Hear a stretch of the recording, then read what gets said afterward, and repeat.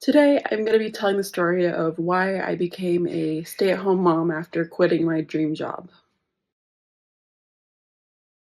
Hi, I'm Sydney. I'm a stay-at-home mom, and I quit my dream job after 5 years of being in the emergency medical services field. And pardon any baby noises you may... I think she's pooping. Pardon any baby noises that you may hear. Of course, I have a 6-month-old, so... Now, I became a paramedic because I wanted to be involved in helping people on the worst day of their lives. I ended up getting a job in one of the busiest counties in the state of Oregon. And while that is a very accomplishing thing to say, it's also one of the most devastating things I could say. That county is affected by homelessness, drug issue, and needless to say, violence against paramedics. I became the youngest lead paramedic ever to be promoted in that county, and for me to say that is such an accomplishment. I was 20 years old when I was promoted.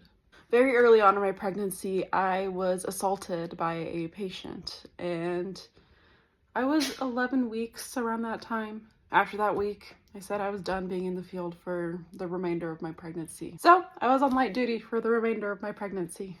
It sure was an adjustment going from being on the ambulance and getting these adrenaline dumps every single night to being at a desk and getting different adrenaline dumps with secretarial work. Now, fast forward to the end of my pregnancy. I began having contractions and discharge and all that fun stuff at 35 weeks. A lot of the doctors involved in my care said it was due to the stress of not being on an ambulance, ironically. While I was not put on bed rest, I was advised to take it easy, so no climbing in and out of ambulances to move them around into the bays. Then finally, on April 15th of 2025, I gave birth to my beautiful little girl. For my husband and I, it's always been up in the air on if we're going to stay home, if we're going to go part-time and take care of the baby, or one of us is just going to quit our job. I had asked my work numerous times if I could be part-time because I love my job. I wanted to stay involved. But that wasn't the situation with work. While they were hiring part-time paramedics, I was denied part-time status due to staffing. I was extremely disappointed.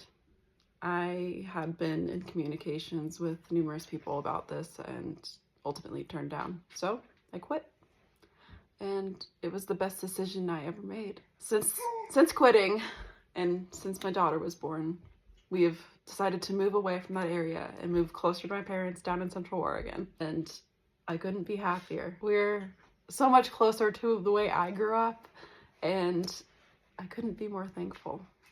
While being a stay-at-home mom has definitely been an adjustment, instead of chasing sirens, I'm chasing snuggles and poops and spit-ups and all that.